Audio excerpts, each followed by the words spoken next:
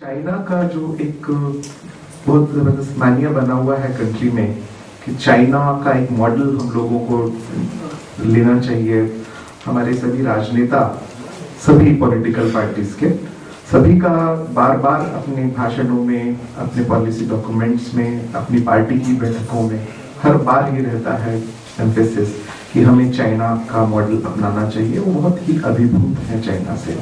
और श्री अनूप अग्रवाला जी, अनूप जी भारतीय जनता पार्टी का जो कॉमर्स सेल है उसके को कन्वीनर हैं।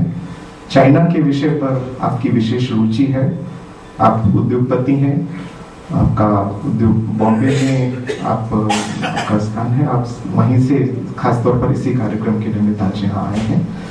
मैं सबसे पहले निवेदन कर रहा हूँ अनूप अग्रवाला जी से कि वे आए और अपना एक प्रेजेंटेशन अनूप जी देना। Population is of course slightly higher than India, 1.3 billion.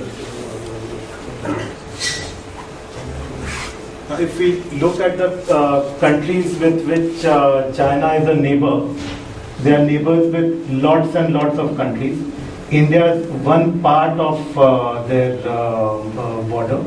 They are neighbors with Burma, they are neighbors with Korea, they are neighbors with Russia on the eastern side, with Mongolia, Kazakhstan, Kyrgyzstan. China is a competitor to India. It's an adversary to India. It can also be a friend and has been traditionally been a foe. But to face China, India needs to have to build on its own strength. We need a strong army. Chinese army today is far stronger. They are manufacturing much more weapons internally. We need to increase infrastructure spending across the board, but more so in places like Arunachal Pradesh and Northeast. China has built railway line all the way to Lhasa on thick slabs of ice, which is considered to be a modern miracle. We have not even managed to connect the Arunachal Pradesh's capital with the railway network.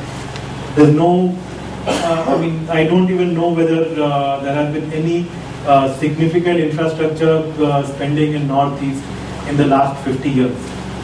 We need to build more airports, we need to build more roads, more connectivity, and more so in Arunachal Pradesh. We need to really develop that place so that any kind of Chinese claim can slowly vanish in course of time. China at times acts as a bully, and we have to stand up to the bullying tactics. We have to aggressively build relationships with Taiwan, Japan, Far Eastern countries with whom we can have support of reigning in China. Indirectly, China has influenced politics in India. We have political parties who are active who owe allegiance to China. I don't think any political party in China owes its allegiance to India. And these Chinese influence on our politics need to be rooted out. We need to build a bigger and stronger nuclear arsenal. I think the no first strike policy, again it's a very personal view. I think the Chinese will probably not understand that. And on resources, I can say that China doesn't export any coal. They are not exporting any coal because they have vast quantities of coal and India has vast quantities of iron ore. When they are conserving their natural resource, they are importing it so that in case of any eventuality, they can affect the market. We need to control our iron ore exports to China. We need to give fillip to our steel producing industry in India. We need to compete effectively with China in acquiring mineral rights in Africa and other parts of the world. We also need to build stronger diplomatic initiatives with China. We can't fight China, we have to engage them, we have to talk to them, and we need to learn from China. The way Chinese companies can get a project built, it's remarkable. We can say that China is a communist country and they are following the communist philosophy, but their labor laws are very different than India. to get that kind of productivity from our factories, from our projects, they can come up and in 2 years a whole factory can be built. In India we'll be struggling with various kind of challenges. So we also need to learn from China. Thank you.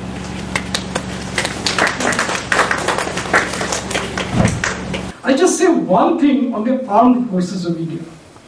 Indian Army is still today organized on the basis of the Subedar Major system of the colonial period. There are two armies in the world which are run by the British system. One is the Pakistani army, and there is the Indian army, where you have the Subedar Major, Jamadar, etc., etc. It's not there in British army or the French army or the German army or the Russian army.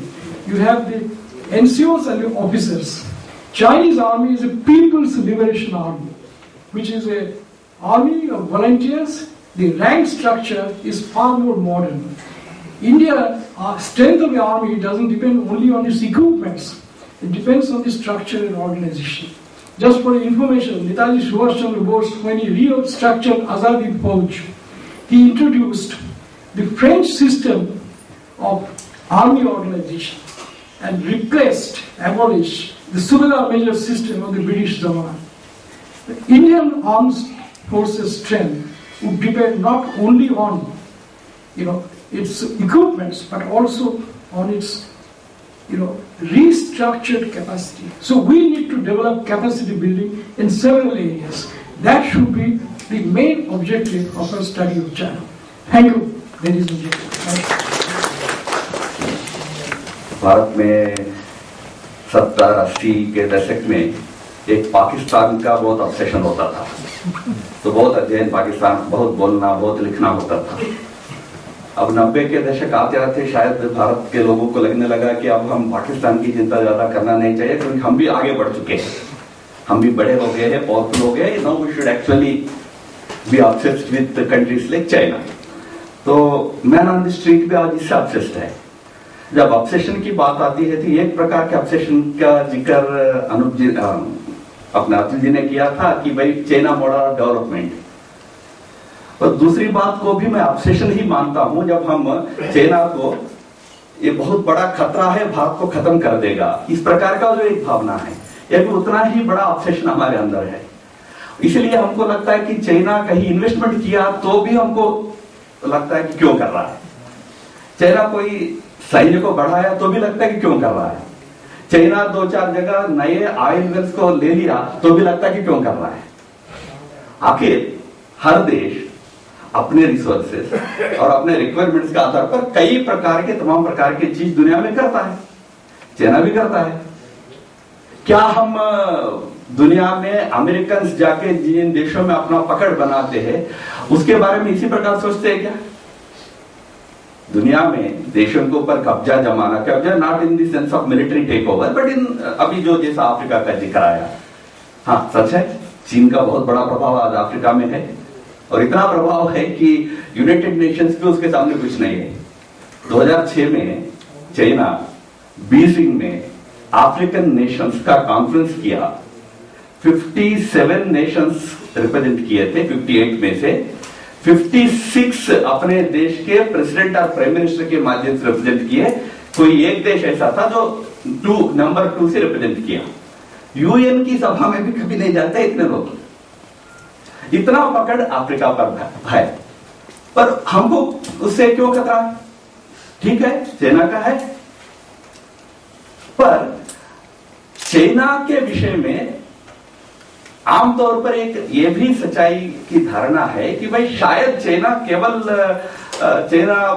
एक दृढ़ देश बनेगा, संपन्न देश बनेगा, prosperous and powerful बनेगा, तो वो उसके कारण दुनिया में सुख फैलेगा, दुनिया प्रॉस्परस होगा, दुनिया अच्छा बनेगा, ऐसा हमको नहीं लगता है। क्योंकि हमारा कुछ अनुभव भी है, कुछ भय भी है कि नहीं, चाइना जितना बड़ा पावरफुल बनता जाएगा उतना हमारे लिए खतरा बढ़ता जाएगा। तो इस एस्पेक्ट को ध्यान में रखकर चाइना के विषय में हम सोचना चाहिए। अन्यथा दुनिया में हर देश अपना रिसोर्सेज के लिए आज दूसरी तरफ तलाश कर रहा है। भारत कर रहा है, भारत को ओएनजीसी जाता है, भारत के अन्य अनेक संस्थाएं जाते हैं विदेशों में अपने रिसोर्सेज को जमा करने के तलाश में। तो उस कॉन्टेक्स्ट में मैं कुछ चीजें आपके सामने रखने का प्रयास करूंगा। क्या सच में चाइना हमारे लिए एक खतरा या चैलेंज है? पहली बात तो we can not choose our neighbours. हमारे बचपन में एक कहानी हम सुनते थे कि भगवान ने सृष्टि की रचना करने के लिए बैठा था, तो पहले अमेरिका को बनाया, तो अच्छे संपन्नता सुख सुविधाएं सब अमेरिका को दिया। फिर बाद में यूरोप को बनाना था, तो यूरोप को बनाया, तो अच्छे कुशल प्रशासक, अच्छे व्यापारिक लक्षण रखने वाले, ऐसे अच्छे कुछ लक्षण उनको दे दिया। फिर अफ्रीका को बनाना था, तो अफ्रीका को बनाया और अच्छे नेचुरल रिसोर्सेज दिया, नदी दिया, जमीन दिया, जंगल दिया, फिर जानवर दिया, फिर नेचुरल रिसोर्सेज यानी सारे दिए, खनिज दिए। फिर एशिया को बनाना था, तो बनाया, अच्छे मेहनती हार्ड वर्किंग रेस बनाया, जिसको येलो रेस कहते हैं, दुनिया में most hard working and most cruel भी। ऐसे एक तगड़ा एक समाज को बना दिया, अच्छे मेहनती। अंत में भारत को बनाना था, तो भगवान की अपनी भूमि है भारत, तो थोड़ा प्रेम से जिन जिन अन्य भूखंडों को जो जो विशेष बातें दी, वो सब भारत को दे दिया। सच में भी दिया है, सुख सुविधाएं दिया, संपन्नता दी, नदियां दी, जंगल दी, जानवर दी, नेचुरल रिसोर्सेज दिया, मेहनती समाज दिया, बुद्धिमान लोगों को दिया। हमारा IQ of an average Indian is highest in the world. तो सब दिया। सब देने के बाद चैन से बैठा, तो इतने में नारद जी आए। नारद जी का तो एक ही कार्यक्रम रहता है, तो आते ही बोले, भगवान आपने क्या कर दिया? कल दुनिया क्या कहेगी? भगवान पक्षपाती है, ये कहेगी नहीं कहेगी कि आपने किसी एक भूमि के लिए सब कुछ दे दिया। तो भगवान को संकट आ गया। मैंने ये सोचा नहीं था कोई भारत के ऊपर, मेरा भूमि है इसलिए प्रेम था तो ज्यादा दे दिया। तो नारद जी संकट भी खड़ा करते, तो उनके पास सॉल्यूशंस भी होते हैं। नारद जी ने कहा, चलो अब चिंता मत करो, जो दिए वो वापस तो नहीं ले सकते हो, इसलिए एक इसका सोल्यूशन एक ही है, एक तरफ पाकिस्तान, दूसरी तरफ चाइना बना दो, बराबर हो जाएगा। तो अब सारा सब कुछ रहने के बाद भी ये दो पड़ोसियों के चलते हमारा बहुत कुछ आज बराबर है। तो चीन को उस दृष्टि से हमको समझना चाहिए कि कितना बड़ा हमारे लिए खतरा है, उसी सीमा तक उसके बारे में सोचे। अन्यथा दुनिया में देश तमाम चीजें करते हैं, उस दृष्टि में जब देखते समय कुछ चीजें ऐसे भी होते हैं। महातिर मोहम्मद साहब का भाषण में कहीं बाहर था, तो मैं पढ़ रहा था पेपर में, तो उन्होंने कहा कि नहीं, you should learn from China. उन्होंने डेमोक्रेसी के कॉन्टेक्स्ट में कहा कि भाई you have unlimited democracy, you should have limited democracy. It can be one of the views, right और रॉन्ग पर मैं नहीं जाऊंगा। अनलिमिटेड डेमोक्रेसी कितना अच्छा है कितना खराब है, वास्तव में डेमोक्रेसी पर ही बहस बहुत कुछ होना आवश्यक है, क्योंकि सिंगापुर डेमोक्रेसी नहीं था कभी भी, पर दुनिया का सबसे अच्छा देश है। और सऊदी अरेबिया को डेमोक्रेसी देंगे तो किंग नहीं रहेगा, बिन लैडन पॉस्ट्यूमसली प्रेसिडेंट बनेगा। तो दोनों संदर्भ होते, इसलिए उस बहस में मैं नहीं जाऊंगा, बट जरूर ये बात महत्व का है, कुछ चीजें समझना भी होता है। तो वास्तव में सबसे बड़ी समस्या भारत के लिए आज चाइना के विषय में आता है कि हमारे यहां उस देश पर, जैसा अभी रंगन दत्ता साहब ने कहा था, कि अच्छा गहरा अध्ययन आज तक नहीं हुआ है। We have very few people who can be sinology, China experts कह सकते हैं, तो बहुत कम लोग हैं। और भारत में आज भी चाइना स्टडीज एक एकेडमिक डिसिप्लिन के रूप में बहुत यानी बहुत कम है।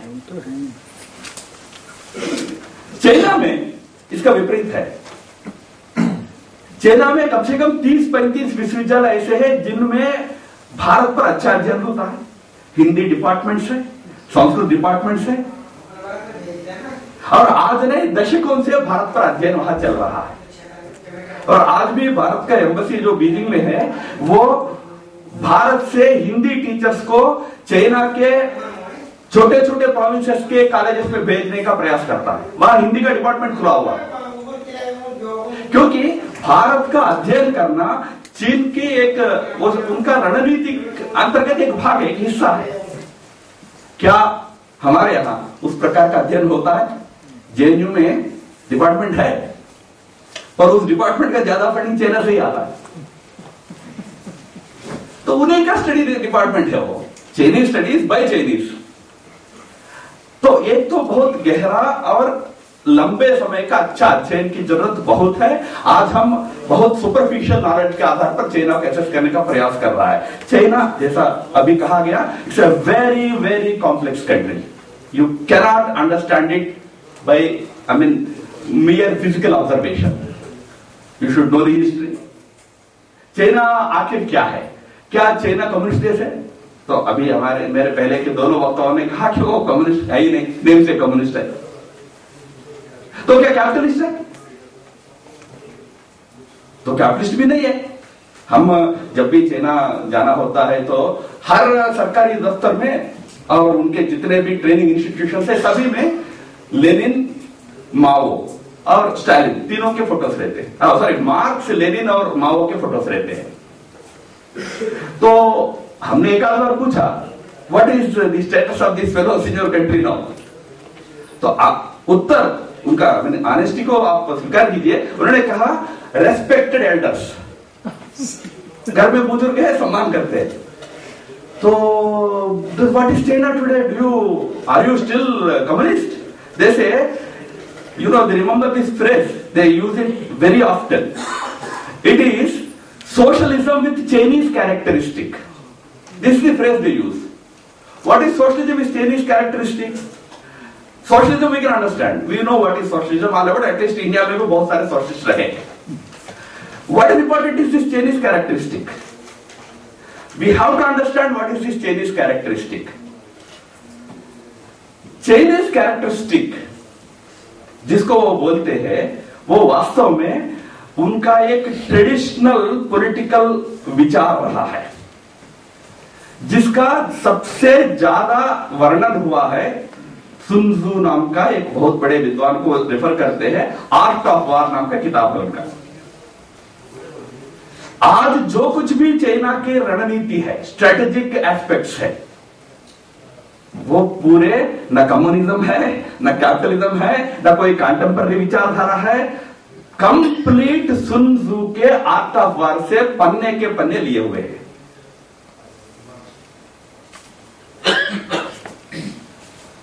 (1979) में डेंग की बात आई।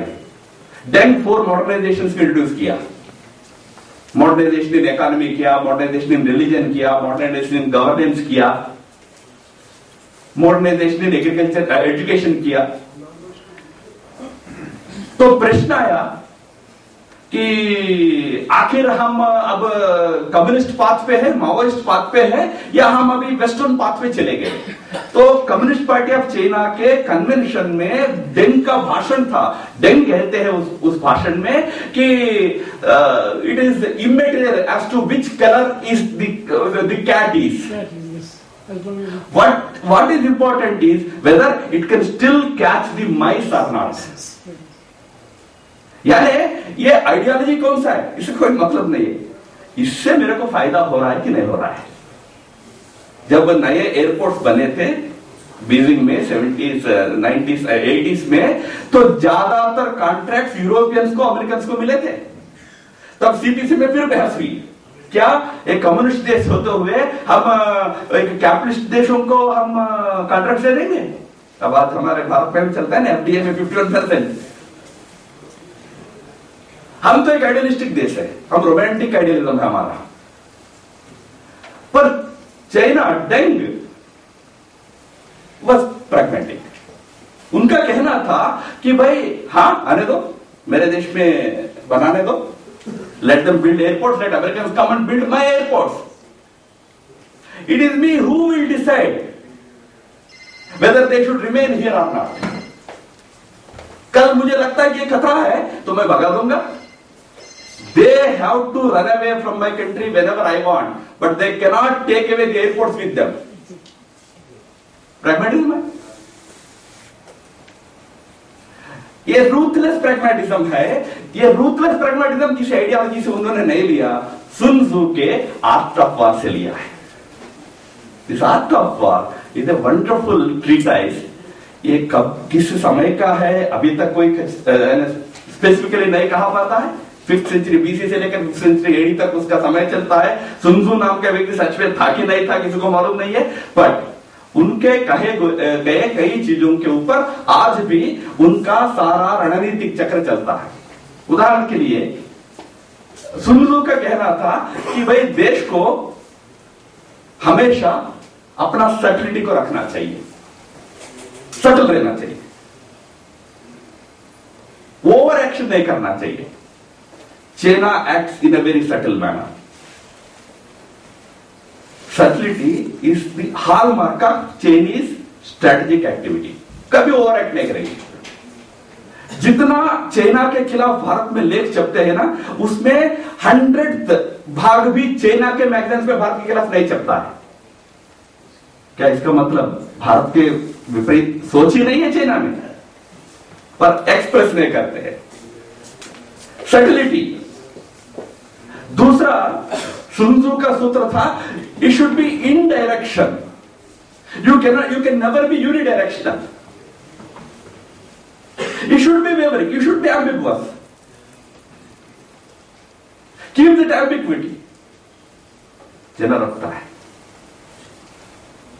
और तीसरा patient accumulation of relative advantage. बहुत बड़ा सूत्र है, चाइना आज तक बहुत केयरफुली फॉलो करता है।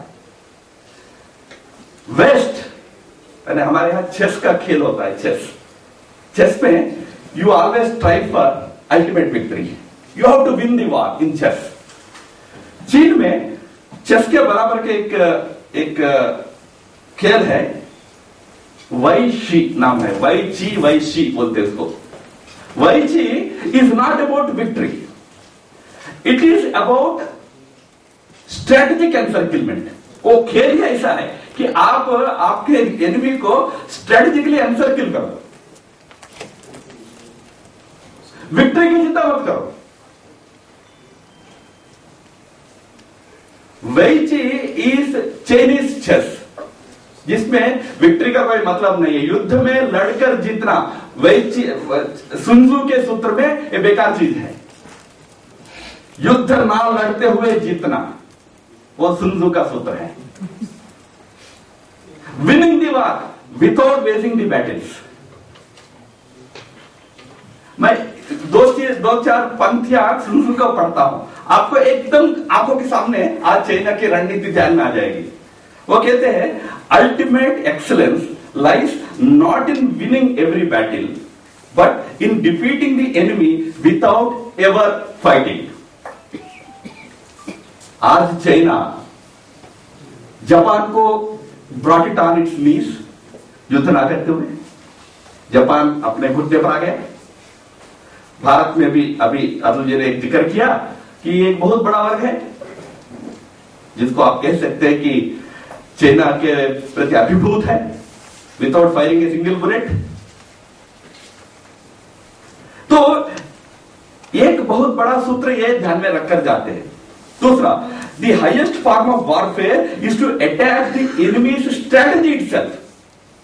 Don't try to attack the enemy, that is secondary, but primarily you should attack the strategy itself. Very important, today America, in American military lexicon एक नया शब्द प्रवेश किया है, wasted assets. You can read it in American this thing, wasted assets they call it. What is wasted assets?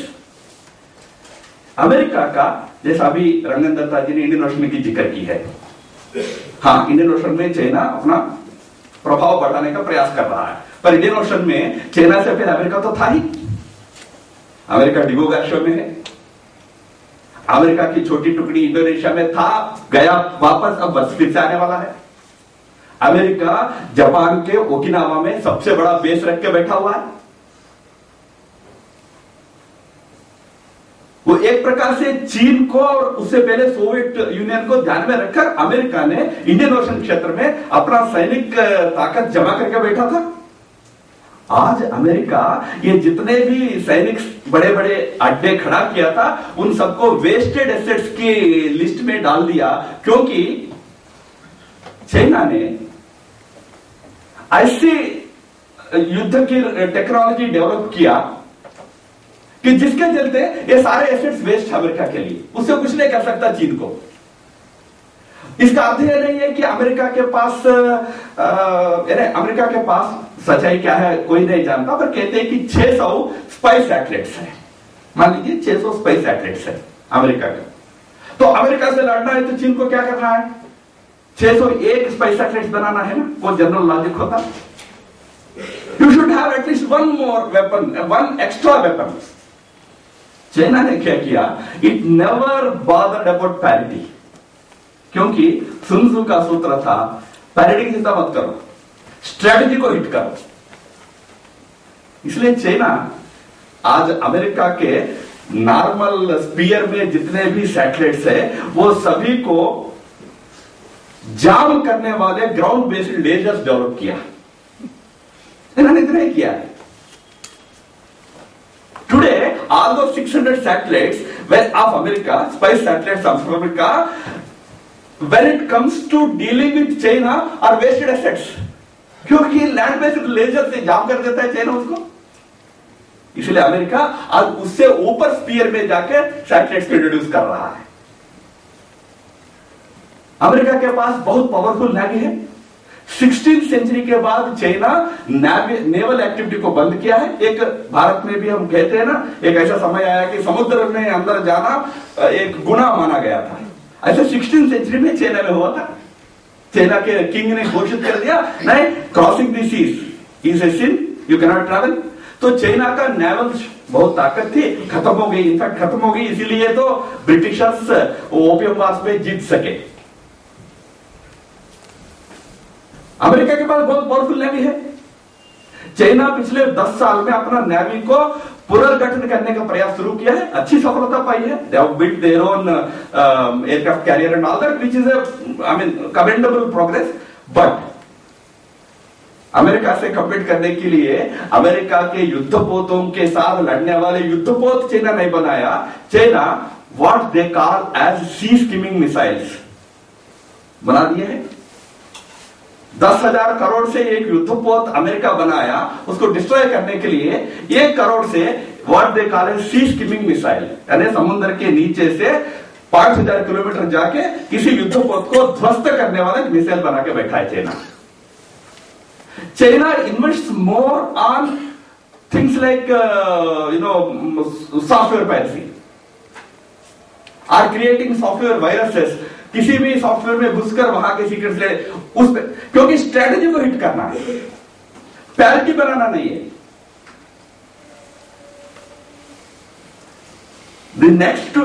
The enemy strategies, the next to attack his alliances. Soon Tzu कहता है कि भाई किसी देश के साथ लड़ना है तो पहले उनके जितने मित्र हैं उनको खत्म करो, उनके अलायंस से समाप्त कर दो। जना करता है the next to attack the armies. Remember, Sun Tzu का सूत्र था कभी भी गांवों में शहरों में जाकर वहां जनता के ऊपर शासन चलाने का मोह मत रखना, आर्मीज को अटैक करना। Final part is just attack the आर्मीज। हमको समझ में नहीं आता था कई बार कि 62 वॉर में, बाकी ठीक है लद्दाख लेह क्षेत्र छोड़िए, यहां तो अरुणाचल में तो बोमडिला तक तो आ ही गए थे, आगे क्यों नहीं आए? क्यों? अपना बहुत अच्छा युद्ध कर रहे थे क्या भारत वाले? नहीं, भागी रहे थे पीछे, बस अपने आप वापस चले गए। क्योंकि जमीन पर कब्जा करके शासन करना यह लक्ष्य नहीं था। लक्ष्य था कि भाई आपको स्ट्रेटेजिकली अनसैक करके बैठो। तो ये सुन त्सू के सूत्रों पर चलने वाला देश है, इसलिए इसको टैकल करने के लिए उसी प्रकार की रणनीति लेकर चलना यह बहुत आवश्यक होगा। हाँ, ये बात सच है कि कई विषयों में आज चाइना बहुत आगे बढ़ा है। पिछले 30 साल के उनके जो इतिहास है, अच्छा इतिहास है, एक टेक्नोलॉजी वाइज, इंफ्रास्ट्रक्चर वाइज बहुत आगे बढ़े।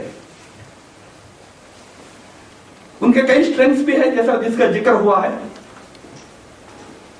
पर 2-3 चीजों पर हम थोड़ा ध्यान दें। 2.7 मिलियन आर्मी है, 2.3 मिलियन, 2.7 मिलियन, नंबर्स वेरी, ठीक है, no need to go into the details too much. But remember, China का सीरियस इंटरनल और एक्सटर्नल ट्रबल्स है। चीन के पास 2.3 मिलियन आर्मी है, भारत के पास तो 1.1 मिलियन है, और रिजर्व फोर्सेस हमारा पैरामिलिट्री फोर्सेस भी जोड़ेंगे तो अनदर 0.3 मिलियन है। तो क्या कमजोर है क्या? नहीं। भारत के लिए जितने खतरे अंदर और बाहर है, उससे कई गुना ज्यादा खतरों में आज चीन है। बहुत विकास, बहुत आगे बढ़ने के बाद, टेक्नोलॉजी विशेषकर मिलिट्री टेक्नोलॉजी वगैरह डेवलप करने के बाद भी चाइना एक नेशन आज भी नहीं बन पाया। चाइना एक हैन नेशन है आज भी। हैन नेशनैलिटी जो है उसकी परसेंटेज कितना है? अब चाइना में, चाइना का कोई फिगर पर आप विश्वास नहीं कर सकते। पहली बात तो वो जो डाटा दिया जाता है ना, सब कुछ डॉक्टर्ड होता है। फिर भी उनका कहना है कि 89% आर हैन चाइनीज चाइना में। प्रैग्मेटिक असेसमेंट यह है कि not more than 60%। 40% other nationalities है। भारत में बिल्कुल ऐसी स्थिति नहीं है।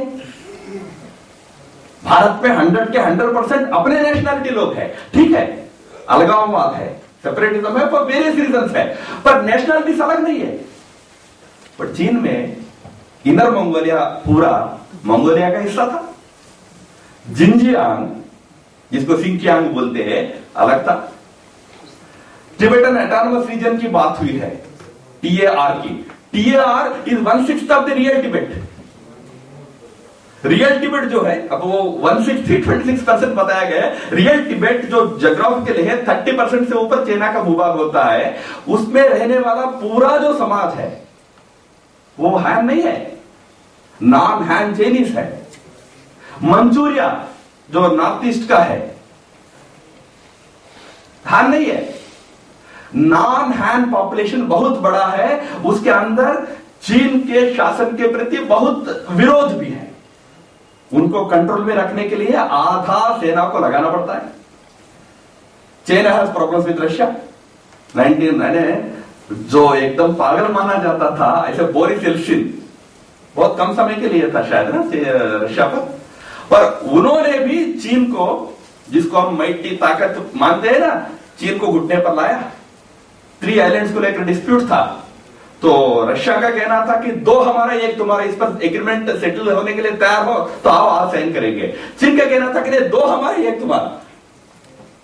बोरिस येल्सिन कभी अच्छा पिया होगा, कहा होगा, तो उनको कहो कि 2-1 पर राजी होंगे तो 2-1, नहीं तो 3-0। चाइना 96 में एग्रीमेंट पे साइन किया है। जिस चाइना को हम इनविंसिबल मानते हैं, रशिया के सामने, Russia in 96 was not a power,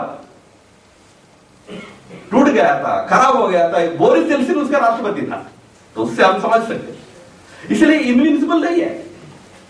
problems है, चाइना से प्रॉब्लम, रशिया से प्रॉब्लम है, मंगोलिया से प्रॉब्लम है, सिंकियांग वगैरह में तो बहुत इंटरनल स्ट्राइक चलता ही है।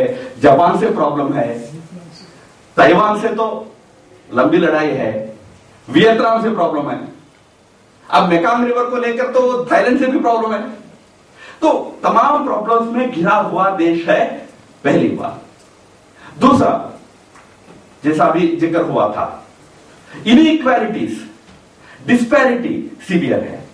हम अपने आंखों से देखे हैं, अभी इलेक्ट्रिसिटी की बात आई है, नॉर्थ में कई हजारों गांव में आज भी बिजली पूरा नहीं है, सड़कें नहीं है। दलाई लामा जी का जन्म स्थान है, शिनिंग नाम का एक शहर है, at the foothill of TAR, Tibetan autonomous region. 20 kilometre, Xining शहर से 20 किलोमीटर दूरी पर दलाई लामा जी का अपना स्थान है। खैर वो किसी को बताते नहीं है। दलाई लामा जी के जन्म स्थान तो माओ का और डेंग का जन्म स्थान दोनों साउथ में है, बहुत बड़े टूरिस्ट सेंटर्स है, पर दलाई लामा का जन्म स्थान है, यह विषय किसी को मालूम ही नहीं है। लेकिन हमको जाने का किसी प्रकार से मौका मिला तो वहां बिजली नहीं है, सड़क नहीं है। Huge disparities between north and south, peasants and businessman के बीच में तो है, इंडस्ट्रीज के बीच में है, नॉर्थ एंड साउथ में ह्यूज डिस्पैरिटीज है। Economic disparities leading to economic strife, huge economic strife है।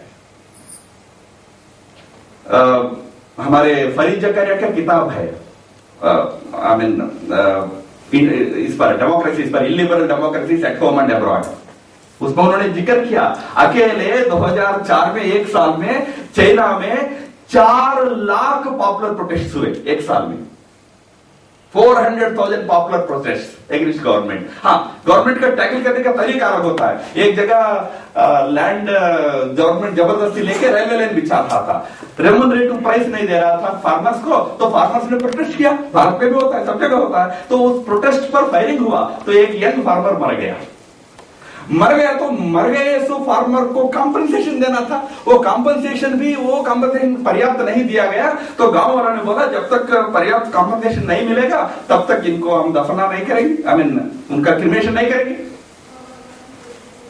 तो 2 दिन बॉडी वहां गांव में रखा हुआ था। तीसरे दिन सुबह 2 मिलिट्री ट्रक्स आए, इसमें आर्मी आया और उनके साथ मैजिस्ट्रेट आया।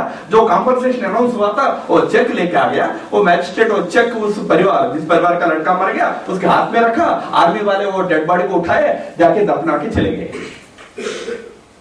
एक उनका जो मैंने जैसे कहा वो सुन त्सू का जो सूत्र है उस पे 3 ईश का प्रयोग वो करता है दुनिया भर में। वो हमारे लिए सोचने लायक विषय है। पहली बात मैंने जैसे कहा एनसर्किलमेंट करता है, स्ट्रेटेजिक एनसर्किलमेंट। अब उसमें विस्तार में जाने की जरूरत नहीं है। कोको आइलैंड से लेकर श्रीलंका का हम्मम तोटा उनका बना हुआ है। अब चिटगांग पोर्ट बना रहे, कोको आइलैंड में उनका लिजनिंग पोस्ट है, वदार पोर्ट है पाकिस्तान में। चारों ओर से हमको एनसर्किल करता है। और अभी तो टॉप पे भी आ गए। सियाचिन में 10,000 की सेना की टुकड़ी को उन्होंने अभी खड़ा किया, क्योंकि वो रोड बना रहे हैं, रोड का वाइडनिंग और रिपेयर्स हो रहे हैं, उसमें सुरक्षा के लिए करके वहां उन्होंने अपना सेना को बिठाया। तो एक तो एनसर्किलमेंट एक ये है। दूसरा, बहुत अच्छी तरह एंगेज करते हैं। एंगेजमेंट में आई मीन जो बात आई ना कि भारत में बहुत बड़ा वर्ग आज चाइना के प्रभाव में है, इसका कारण उनका एंगेजमेंट टेक्निक है। कोई भी एक बार ऑफिशियल गस्ट बन के चाइना जाके आएगा, वो इस पार्टी का हो, उस पार्टी का हो, मुख्यमंत्री हो, सामान्य हो, आके बहुत तारीफ सुनाएगा आपको चाइना के बारे में। चाइना के बारे में, वहां की रियलिटी के बारे में नहीं सुनाएगा, पर कितना अच्छा ट्रीट किया है, कैसे ग्रेट हॉल में लेके गए हैं, कैसे डिनर दिया है, कैसे वो डिनर भी शानदार होता है। तो हम भी उसका भोग लिए है, इसलिए कह रहा हूं शानदार तो होता है। बहुत अच्छे अच्छे गिफ्ट दिए जाते हैं, अच्छा एंगेज करते हैं और एंगेज एट वेरियस लेवल्स करते हैं। आज भारत का बहुत बड़ा मीडिया का सेक्शन अभिभूत है, क्योंकि मीडिया को रेगुलर ले जाते हैं, रेगुलर मीडिया इंडिया में एंटरटेन करते हैं। Engagement is an integral part of their diplomacy. Third is they continuously encourage your enemies. Tell me one reason why China should support Pakistan. One reason. Pakistan में gas है क्या? पाकिस्तान में पेट्रोल है क्या? Pakistan, Africa we can understand, बहुत सारा natural resources है। पाकिस्तान में क्या है?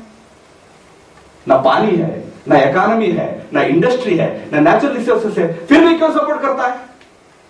इसलिए सपोर्ट करता है क्योंकि पाकिस्तान को जितना सपोर्ट करेंगे उतना भारत को तकलीफ होगा। Which is the third E, encouraging the enemies of your adversary. ये उनके मूल रणनीति के हिस्से है। इसमें ध्यान में रख के चलो, आज उनके लिए बुद्धिज्म भी एक बहुत बड़ा डिप्लोमेटिक और स्ट्रेटेजिक इशू बन गया है। बुद्धिज्म, कम्युनिस्ट चाइना बहुत एग्रेसिवली प्रमोट करता है बुद्धिज्म को आज। और चाइना में जो 16th सेंचुरी का उनका एक कैपिटल सिटी था, 16th सेंचुरी तक उनका कैपिटल था, वहां पर उन्होंने प्राचीन एक बौद्ध मंदिर का पुनर्निर्माण अब किया है, पिछले 5 साल में किया है। वो मंदिर था 67 एडी का। वो मंदिर बनाया के वाला हिस्ट्री लिखा हुआ है, हमने अपने आंखों से देखा, हिस्ट्री लिखा हुआ है। 67 एडी में अफगानिस्तान जो उस समय हिंदुस्तान का हिस्सा था, 67 एडी में वहां से 2 बौद्ध भिक्षुओं को बुलाया गया, first Buddhist temple in China. वो 67 में बना। कम्युनिस्ट सरकार आ गया 49 में, तो religion is an opium, religion को डिस्ट्रॉय कर दिया। उस नेग्लेक्ट में से आज उसको भव्य एक केंद्र के रूप में बना रहे, करोड़ों रुपया खर्च कर रहे हैं। वो खुद नहीं कर रहे हैं, जितने बुद्धिस्ट देश है पूरे साउथ ईस्ट एशिया में सभी देशों को उन्होंने इन्विटेशन दिया, आप आइए, आपके लिए हम 25 एकड़ का जमीन देंगे, आप अपना टेम्पल बनाइए, आधा खर्च हम उठाएंगे। क्या इंटरेस्ट है? और ये आपको मुझे कहने में थोड़ा दुख भी लगता है कि सबसे पहले जाके वहां बौद्ध मंदिर बनाने वाले देशों में भारत भी है। हमने 30 करोड़ रुपए के खर्चे पर सांची, मध्य प्रदेश का सांची नमूने का बौद्ध मंदिर वहां चीन में हम बना के आए हैं। हमारे राष्ट्रपति महोदया 2010 के अगस्त में जब चीन गई थी तो केवल प्रमुख कार्यक्रम यही था कि उस बौद्ध मंदिर का उद्घाटन करना। कभी हमने सोचा क्या कि चीन को बुद्धिज्म पर इतना प्रेम क्यों है? नेपाल में जहां लुम्बिनी है, जो बुद्ध भगवान के जीवन लीला से जुड़ा हुआ स्थान है, लुम्बिनी डेवलपमेंट बोर्ड के लिए 17,000 करोड़ फंड अनाउंस किया जाएगा। 17,000 करोड़, 17,000 करोड़ मिलता है तो दिल्ली का चेहरा बदल जाता है।